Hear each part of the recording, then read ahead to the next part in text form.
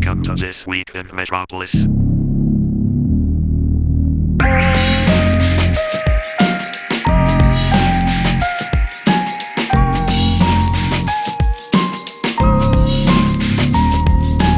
transmission will begin shortly. PP here. And Stelio7, and welcome to another week in Metropolis. Good start. Thanks.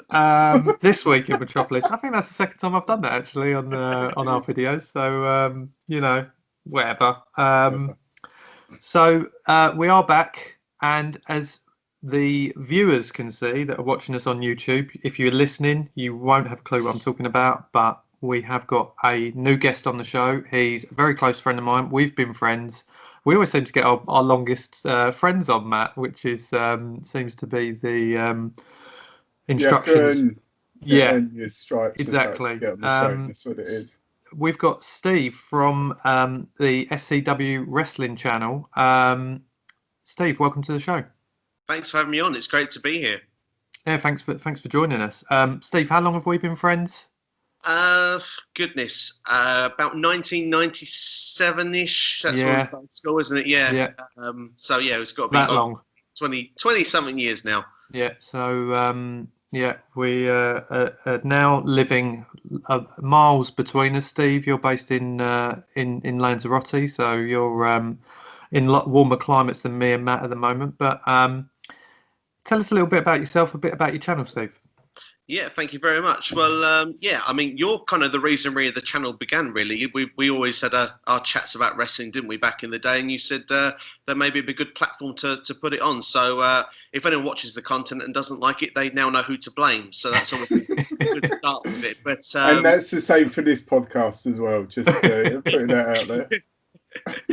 The channel's been up now for a good couple of years now. I did take a break for a little while, but it's all just opinion-based stuff really on WWE, AEW, Impact Wrestling, that sort of stuff really. And James, you've been a guest on the show from time to time, which has always been good to have you on. And we're at 555 subscribers now on YouTube, which is really cool. Trying to just put out as much content as possible, just trying to see if we can, make the channel grow, see how well it goes. It keeps me off the streets and it keeps me out of trouble. So it's always good fun.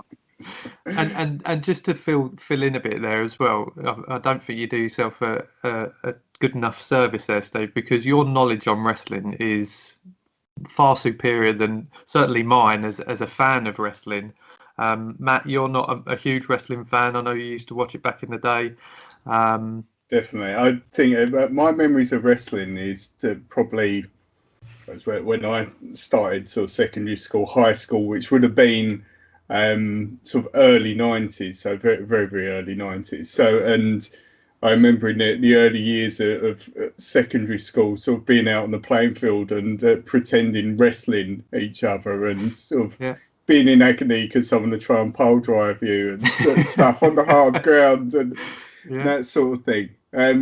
So my knowledge is very much limited to the classic characters in wrestling of that time, like Hulk Hogan and Big Boss Man and Jake the Snake and sort of Ultimate Warrior and so on, which links to a question that me and James were discussing for you, Steve, based on your knowledge.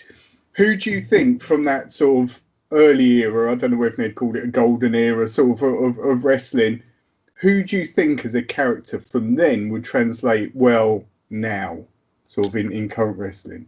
That's a really good question. I mean, the obvious one is the one that was still sort of going up until April this year, which was The Undertaker, a character that really shouldn't have worked back then. It was an awful gimmick, really. You think of it, if it was given to anyone, but the fact that it was given to him, he found ways of making that character connect with different audiences and being in that sort of, era that it was at the time, it just kind of connected, and fans have always been compelled by The Undertaker. So I suppose he would be the obvious answer. But I don't know with some of the other ones. I mean, when you look at today, we don't have as many characters, if you want. We have more based on the actual superstars from name value. And so perhaps more of a technical standpoint, I think someone like Bret the Hitman Hart was one of my early favourites. I think that if he was still able to go today, I think that he would have some classic matches with some of the roster today. I mean, the people you have today, they're far superior on the in-ring side of things to perhaps what we had back then. They do all sorts of things you could only dream about. But from a character standpoint, you probably lack from almost today's to what you had then. Everyone seemed to have like a larger-than-life character. Mm. I'd agree with that, actually, because I talk a lot about wrestling to Matt from time to time with things that are going on that are kind of wow moments, and I show Matt a lot of clips of moves that just like kind of make your jaw drop, and the athleticism in wrestling now is completely different. But I sometimes think that's where wrestling lacks now, because growing up it was about the characters and how you almost like you would in a movie or a TV program, you'd relate to them, or you'd have your favourites because they were a bad villain or a good hero. I was going to say, Nate, it goes back to what we've spoken about before. It's like the hero and villain thing, isn't it? And you'd either champion the good guy or, you know, the bad guy. I remember when so probably towards the end of when I watched wrestling was when Hawk and Animal and like Legion and Doom and that came in, and they were just so cool. They were the bad guys, but you thought, oh, look at them, they're so cool, and loved that. Absolutely love that. And the figures as well, you know, and that translated so well into the little figures that you could get. Yeah, and then having a load of those. Yeah, definitely. I think nowadays they must all look very similar in some respects, because they are kind of men in pants. Men in pants, yeah, essentially. Really. Yeah. But no, Steve, thanks for answering that question. That was one that was picking away at me last night, thinking who would I pick from back then. But we will get your thoughts on some of the other topics for today's show. And just out of curiosity, Matt, have you watched anything decent over the last week? Well, actually, there was something really good that I watched over on the weekend. We do things that you don't have to. Really short reviews. Blade, 1998. Wesley Snipes and an old country and western singer battle with vampires to a cool 90s soundtrack. I loved it. 9 out of 10. We do things that you don't have to. Really short reviews. Well, one interesting thing that I saw over the last couple of days, which is harks back to something that me and you, James, got really into for a while, which is O.J. Simpson, which is... that sounds weird. We shouldn't be getting into O.J. we were big fans of O.J. for a short period of time and his work. Murdering work. Yeah, that's it. We watched Made in America. It was Made in America, wasn't it? It was called. Yeah, I think so, yeah. The O.J. Simpson story, which is an amazing documentary and said all about his career and sort of his darker times as such towards the end. But the article was on Kotaku, which is a gaming website, and it's about, I sort of vaguely remember these things. It was the writer had a CD of multiple games, so it was like 1,000 games in one CD for Windows. A lot of shareware games, a lot of bits and pieces on there. But what they discovered was on there as well was a lot of O.J. Simpson related stuff. And this ranged from a full transcription of his entire court case that was featured on this like 1,000 game CD, a trivia O.J. Simpson trivia game. But we'd ace that. Yeah, that's it. We'd be brilliant at it. But the highlight for me, I think, is a game called OJ 3D, where you play OJ Simpson attempting to escape the cops in a car, and it's like this top-down thing of the little white Bronco and the cars coming after him in the police chase. Firstly, I want to track this thing down and see if I can play it, but it was just really putting the question out there. I mean, you look at these things and they're quite funny, but what other real-world scenarios do you think would make a good game like that? Well, there's none that spring to mind. Just to say, can you think of any, Steve? Not straight off the top of the head. No, I would have to take a moment just to have a little bit of a think about it. Yeah, I mean, the thing with the OJ one is, I mean, it was well documented, wasn't it? And like you said, Matt, that series that we watched was lengthy. I can't remember how many hours long that was, but it was something like 8 episodes of an hour long, half the time. And the story of it. I mean, I guess in some respects there are kind kind of, a game that you mentioned last week, which is Wolfenstein, with defeating the Nazis and things like that, which is, kind of relatable in some respects. I mean, it's a bit dramatic, I'd say, and not exactly what happened, but when it comes to kind of celebrities involved in that, I mean, I guess you could have one for Oscar Pretorius. See that one? That would be an equivalent one where you. I mean, innocent until proven guilty, as they say. But yeah, I mean, there's some that might be a little bit close to the mark. I mean, in a car chase scenario, that's slightly different. He wasn't killing anyone during that part, but I think that's it. With these things, it's obviously focusing on fairly dark subject matter, but at least they're focusing on the lighter side of the whole story. What fascinates me about this sort of thing is what inspires someone to do it. Like, they're sitting there and obviously they've got the skills to make a game. You think, what should I make a game about? I know what. Let's stick OJ in a game. That'd be a brilliant thing, won't it? But there are some questionable games in the history. I mean, you've mentioned another game. I think might not have been on the show, but isn't there one called like Untitled Goose Game or something like that? Yeah, that's amazing, though. I mean, what a random. I mean, it is never a game. I mean, I know you've got it, but I would never play anything like that. Just the title puts me off straight away.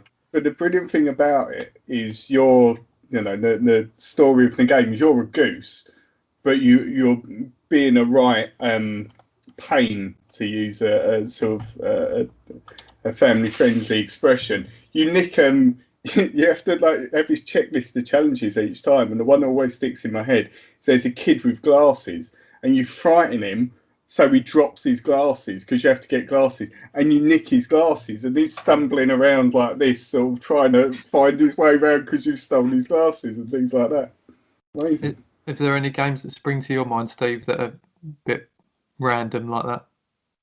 Well, I managed to think of one that certainly could be an idea from the concept you were talking about earlier. I mean, the idea of, like you said, of the OJ. I mean, perhaps a bit lighter, but still ended up in prison. Maybe like a Tiger King kind of thing would be quite fun. That'd be an amazing game, wouldn't it?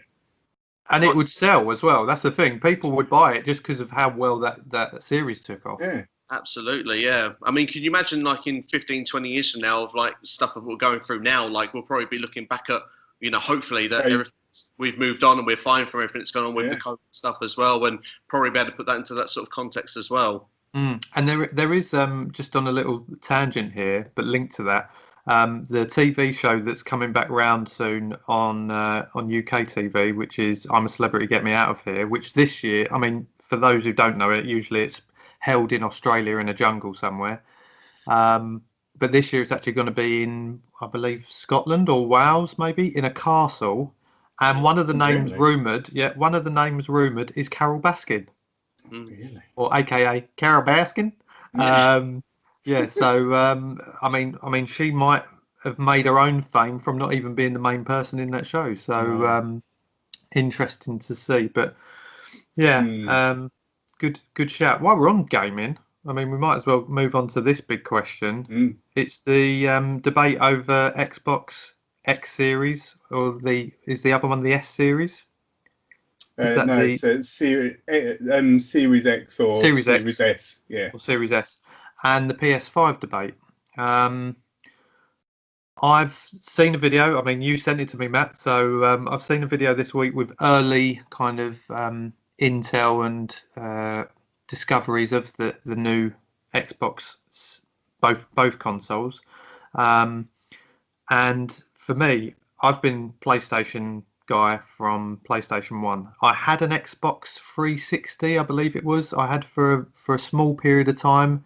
It was there. It collected dust. I think I traded it for a PSP with someone, Marc actually, who's another guest on the show. I played it mainly for Gears of War, but I always kept falling back to PlayStation. But having seen the video that showed kind of some of the new features on the Xbox Series X, I was blown away. Absolutely blown away. The loading times, the what does it refer to? Is it quick resume? Quick resume. That's it. Quick resume. So literally, you can have like I think 5-6 games on the go all at the same time. Literally, pause the game that you're playing and then go and quick resume another game. And you would literally load up wherever it was you were in that game. Certain games aren't compatible with that particular feature, but by all accounts, a lot of the ones are. But yeah, it blew my mind, and it's the first time ever, and especially with the kind of backwards compatibility of the Xbox, going right back to the original one, I believe. There's going to be a huge library there. PlayStation haven't revealed what they're doing with regards to whether you can play older games just yet. But for me, there seems to be a lot of things that are kind of swinging it in the direction of Xbox for me. What do you think, Steve? Yeah, I mean, the thing is, I've done a bit of research over this, knowing that we were going to do this topic and stuff. And I mean, there's always that compelling argument with both consoles when they come out of what's best to get and what's not best to get. I'm the same as you. I've always been a PlayStation guy. I did have one of the early Xboxes, but I struggled with the controller in the early days. I don't know if that would be different now. Of course, I mean, I know that the Xbox, consoles have evolved since those days, but I've always been through and through a PlayStation guy. But looking at both, I mean, it seems PlayStation's going more that traditional route of you needing the console, and you get that sort of next gen experience through that. But with Xbox, I've seen that there looks to be some changes that maybe you can also compatible with PC as well. So it looks like they will be able to do like this next gen of consoling, but maybe even without needing so much of the Xbox software. So that could be quite an interesting twist of it going forward. But I was really impressed by the look of the graphics and stuff. But I'm always one of those time will tell kind of guys. I'm not one to jump straight in. I like to sit back and see what games are released and how things develop over the first sort of 6 to 12 months. And I think that both consoles taking such different approaches, I think it's going to be fun to sit back and see what the good reviews are coming out over like the next few months before making that decision. I agree. I think it's very easy to kind of jump. I mean, again, I'll mention him again. Marc, I know, has already pre-ordered his PS5. And I think there's, a lot of people are swayed by certain things. I don't know about you, Matt, and I'll get your thoughts on it in a second, but things like exclusives is a big draw. So, I mean, that could be something that swings it to people. Again, if you've had history with a certain console, I think we discussed off the show, Matt, that loyalty is sometimes quite a big thing. Yeah, definitely. I mean, I had a PlayStation in the past. I've had PlayStation 2, but since the original Xbox came out, I've used Xbox, and so you've got that. I've had my account for years. You have all your catalogue of games, and with the backwards compatibility, it's great. I've got games that I bought on the 360 that are still there, and they're still able to be played and will continue to be played. I just like, I think, sort of hardware and that aside, a bit of what Steve said a second ago, their vision, which I think is quite clever of Xbox, that is that they don't mind where you play it. As it's that sort of, we'll provide the games, we'll provide the service. It's up to you how you digest that information or how you play in the game. So like, for the current generation, there have been certain games where if you get it on an Xbox, it's also compatible with a PC, and their Game Pass, the Game Pass Ultimate's the same. You buy that one subscription, you can have the games on the PC or you can have it on the Xbox. They're now doing that you can stream to mobile, so you can hook your Xbox controller up to a mobile phone. You can stream the game directly to that. So I think that's, they're looking to the future and doing it in a very different way to Sony. Sony, I think, in a way, is still, every generation they seems to have said, oh, but we've got exclusive games. We've got our exclusive games. You can't get them anywhere. And sticking to that narrative, whereas Microsoft are thinking, well, people don't always want to use an Xbox. They don't always want to use a computer. They might want to play on a mobile phone. Let's let them do that. That makes perfect sense because it fits around them. And with their last week, I think it was, they made a huge acquisition of I can't remember how many, something like 20 plus game studios. And again, to add to their Game Pass and to be able to put their product out as far as they can. And interestingly, some of the game studios they purchase actually own some of the exclusive PlayStation titles. So, you know, again, you could see them take ownership of them. They're making money from PlayStation. You know, great, buy a PlayStation, we own those games, so we're still going to get revenue from it, which is, you know. Yeah, was one of them Crash Bandicoot? Because that for me was always a PlayStation game. That's right, actually. And I have seen when I've been doing a bit of research that Crash Bandicoot was saying that it's about time, it's finally here, sort of thing. Which, I mean, one of the things we talked about on last week's show was about having that kind of, I'm not saying it's going to be the mascot for Xbox at all, but it was that kind of Mario, Sonic, and then I always used to think of PlayStation with Crash Bandicoot. That was the one for me. I remember having it. It's great. It's a great game. But I think that could be a big draw. I mean, my number one game from last week, for those who didn't listen, and I know it's one of Steve's favourites as well, is Football Manager. Now, Xbox have acquired the rights to get that onto Xbox. It's another big draw for me. I mean, I play it predominantly on the laptop or on PC, so it's not the same version, but again, it's another kind of alternative to go with.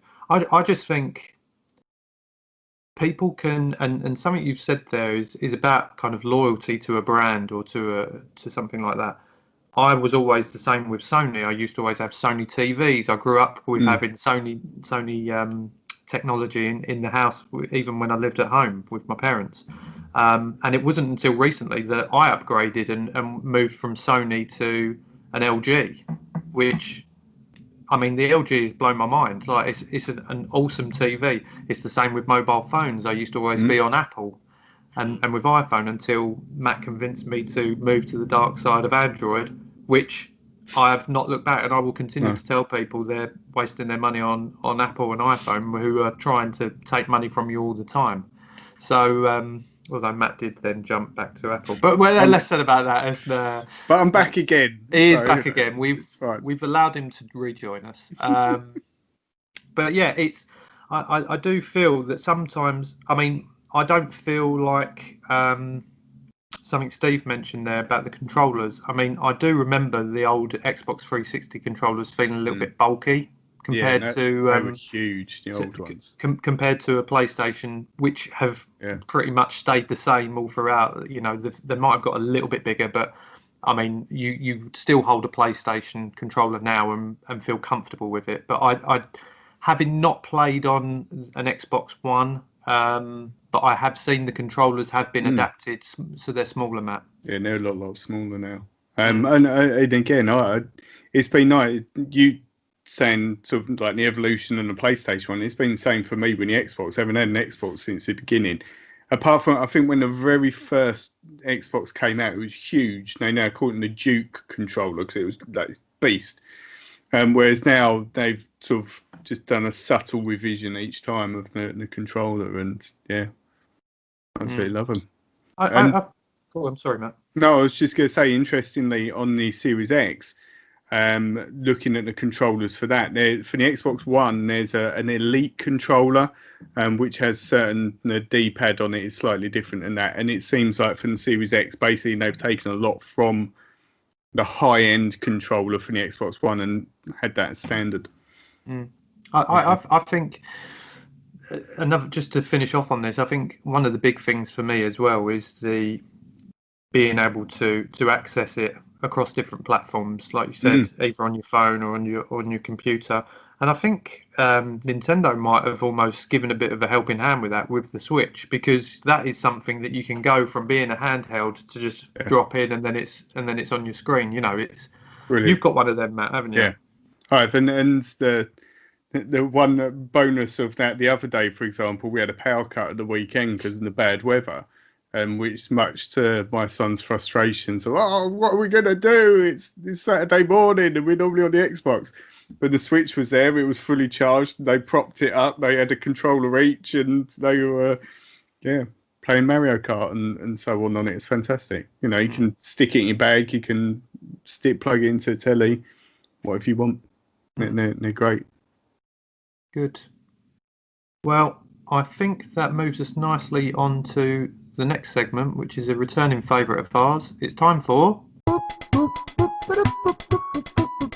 Question mark. Hi lads. The world is a bit of a rubbish place right now with COVID-19 and all the other terrible things that are going on. So that got me thinking about what other worlds you would like to go to. So, for example, would you like to go to the Pokemon world? Because I saw you posted just recently about Pokemon anniversary. Would you like to go into the Marvel world? Because also that made me think about most recently that man going up the hill in his Iron Man outfit. So, if you could go into any particular game, film, TV world, where would you go and what would you do there? All right, cheers, thanks. So we have got another question mark. Great question from Mark today. For us, it's pretty deep. I mean, it's a bit heavy from the start. I was a bit worried for him, to be honest, hearing the sound of his voice. But He needs a hug. he does need, not in the current climate, Matthew. Only if we're in his bubble. Yeah, but great question. So I want to kick off with Steve. Your answer. What world would you want to live in? Do you know what? This is really difficult because I agree. It was such a great question that come in, and I had, honest, thinking about it, I had multiple different answers. I mean, the natural thing is being in lockdown for so long, you initially think of, well, the TV world. What sort of stuff have I been watching? I thought, I've watched a lot of cartel stuff. I don't think that's quite for me. Is that better? Yeah, it's not relaxing, is it? I prefer to stay in my home, but then obviously I remember watching The Circle, and that's kind of the same as what I'm doing now. And I can win 50k, but that's again probably not going to. You only one of you gets that, so not a good idea. But I had a little bit of thinking. There was two that really stuck in my mind, and so if you don't mind, I'd like to give both as potential answers. Because for one of the gaming world, but one of the TV world, and the game world. It's funny you mentioned Football Manager earlier because like obviously within those games you can start off with the real players, but after you've played for like 2 or 3 seasons, some of the players that are in their later parts of their career, they retire, and you get these computerized characters come in. The regens, yeah. And if I could be one of those, that would be fantastic because like I could be a wonder kid that's like coming in at 16 years old, you know, and then end up, you know, playing for Barcelona or something, winning the Champions League on a weekly basis. I'd have regular contact with James because he's playing all the time. So, you know, all the time. So I thought that would be definitely one way I could go. But I wanted in the TV world as well. And I thought myself, I want to go like in an animated kind of world, like, and you know, the ideas of Pokemon and Marvel are not my strongest suit. But I thought myself, looking back, I thought The Simpsons would be quite fun to go in. And one computer game that I really was thinking about last week was Simpsons Road Rage.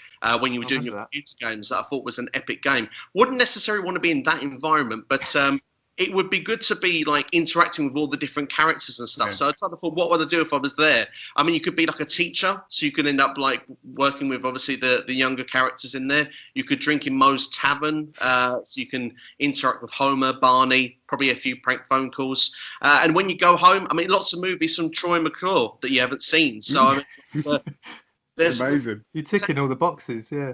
I thought about it, and I think it's probably the one for me, really. You know, definitely. I mean, great one. I really like that. That's very clever. And mine, I didn't think of it.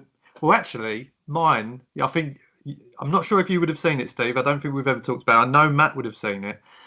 Mine kind of crosses both elements, so movie and game. And I have to thank my son for this one. Would be Wreck-It Ralph. Awesome. What a game that would! I mean, that world, you would be able to jump from any game. Like you'd literally that once the arcade shuts down, you all come out of your games and you can go into any one of them and play that game or whatever. I mean, for those who have seen it, you'll know exactly what I'm talking about. But essentially, you're a character that can go in between different games.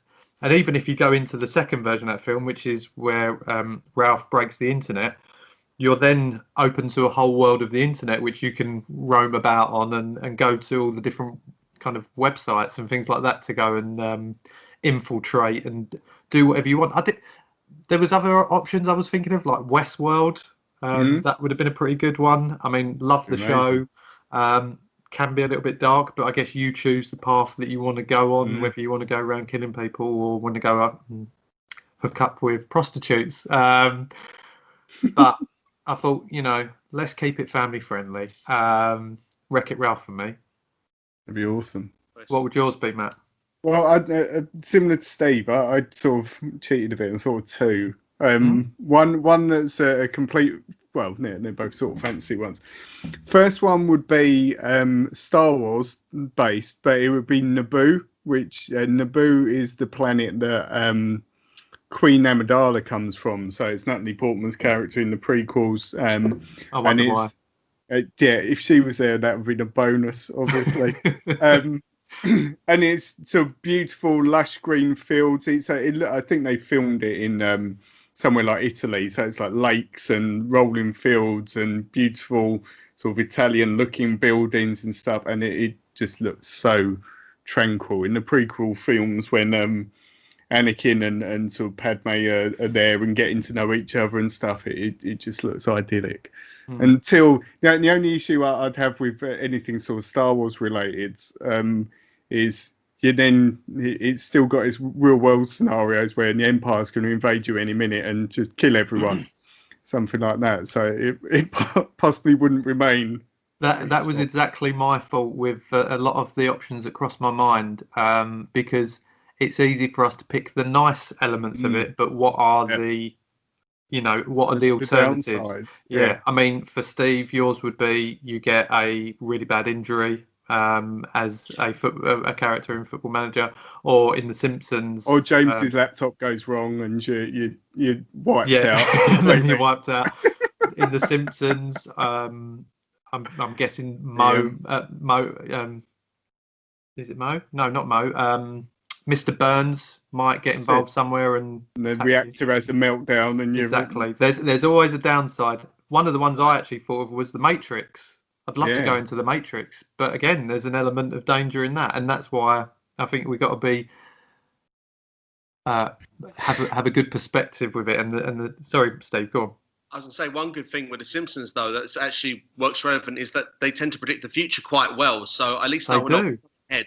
So they do indeed. Yeah. They do indeed. What was your other choice, Matt? Well, I was going to say, linked to what you was just saying before I say my second one. I was asked exactly this question on Out of the Blank podcast that we did, but it was less about sort of current times are bad. It was more, if you could go into any world you could, what would you go into? And I actually sort of in that instance, because it wasn't necessarily a changing your world completely sort of thing, it would be Blade Runner is the one I picked in that instant. Just because it's futuristic, it's cool. There are robots, there are flying cars. It'd just been that extreme change. What would the element of danger be in that? Well, just crazy replicants like running around killing people, and like the whole ecosystem's ruined. There aren't any animals because they have to build their own robot animals, and the weather's appalling and there's pollution. So it's sort of our world, but in an extreme sense, but with cool stuff is the thing. I think in my head, I imagined your choice would actually have been Fortnite. No, because they're why do you want Fortnite? You're dropped on an island and you have to kill everyone to survive. That's not. But you're an expert. You're a bit of an expert at it, so I thought you might. I'd be there. So that guy. Like this. Yeah.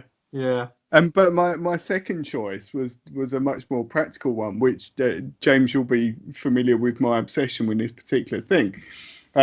Being a fan of Seattle music, and my favourite documentary in the world, which is called Hype, which is about early 90s in Seattle and the music scene there, and having sort of being young, experienced that period of time, that'd be ideal. I like living on Earth. I like, being a human and that sort of thing.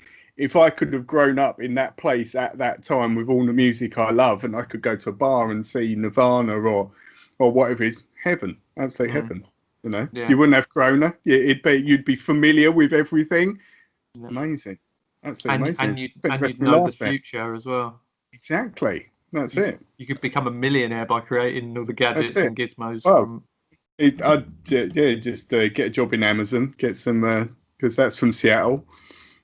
Right. You could probably start up. When did Amazon start up? You could probably be the founder of it. Late 90s. So yeah, I'd have a few years to buy some books and there you go. Sorted. Build a website.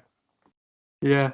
Well, just one final thing, and I don't want to pretend like I know a lot of information about it, but just from a technology point of view, a story I saw on the news yesterday. In the UK, the ambulance service have partnered up with. Have you seen this, Matt? Sorry, I know, I heard this on the radio. listeners, I know what you're Matt gonna is say. nodding. Yeah. This blew my mind when I saw it. It was a guy literally with some sort of like rocket pack on, Yeah. and it was like these gloves that had like jets on the bottom of them, so he could literally fly around the place. And they're using it potentially for the ambulance service and the rescue service, so they can travel basically and cut down response times basically, so they can get to people who are injured or whatever, have had falls or whatever. And this guy was just like flying up cliffs. It was ridiculous. Or these big kind of hills. There were so many elements of it that in my mind I was like, surely he's going to set himself on fire, because when he showed the kind of the technology of it, it was like 2 rockets that he had control of in his gloves. And then he's just like, it reminded me of Rocket Man, if you've ever seen the film Rocket Man. Have you seen Rocket Man? Oh no, it was the Rocketeer. Sorry, I was going to say Rocket Man's the Elton John biography. It's not Elton John. It didn't remind me of Elton John. Yeah, he didn't have some Larry glasses on and a funky outfit. Rocketeer. Who was the star of Rocketeer, Matt? I don't know. Have you seen it? No.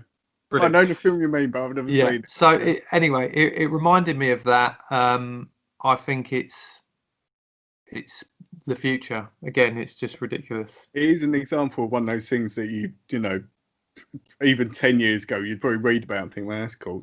You know, Yeah.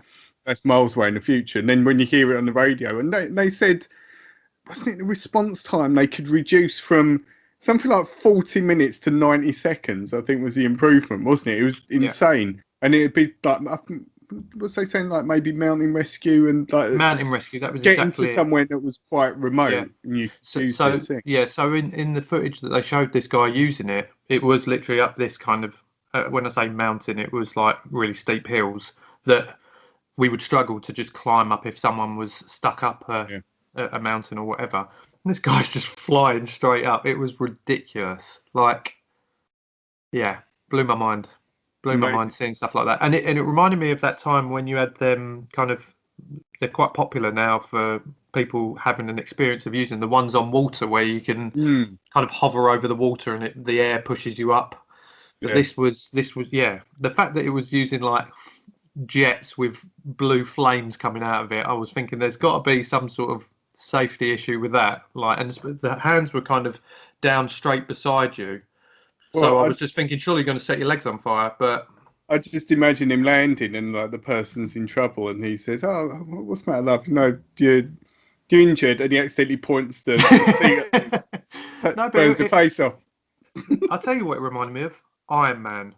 When you think of Iron Man with the flames coming out of his hands, off of his suit or whatever, it was like watching that, and you're thinking, wow, this is like early initial phase Iron Man suits. Yeah, imagine that. But I think that's that wraps it up, doesn't it? That's all we've got for this week. But Steve, anything you want to plug or to finish on? Yeah, just say first off, thanks for having me on. It's been a pleasure to be on here. You guys do fantastic every single week. Thoroughly enjoy the show, so keep up the great work. I'm on YouTube, as I say, SCW The Wrestling Channel. You can follow me there. Also on Twitter, SCW_Steve on there. I'm 4,200 followers at the moment, so always good to try and build that up. And as I say, thanks for having me on. It's been a pleasure. Yeah, we have plugged your show a few times on our channel, so do check out Steve's channel. It is a really good watch and some real good intelligent opinions on it as well. I'd like to say it's not just kind of repeating the news, whatever's happening. Steve's got a mind for this sort of stuff, and if you are a wrestling fan, I would more than recommend Steve's channel. We will have, I'm sure you'll be able to see on YouTube, a link, but we'll also put that in the post on our social media pages. And as for that as well, please do check out our show at This Week in Metropolis. You'll be able to find us on Twitter, Instagram, Facebook, and on YouTube as well to watch these videos. So yeah, thank you for listening/watching. And we will speak to you again soon. Goodbye.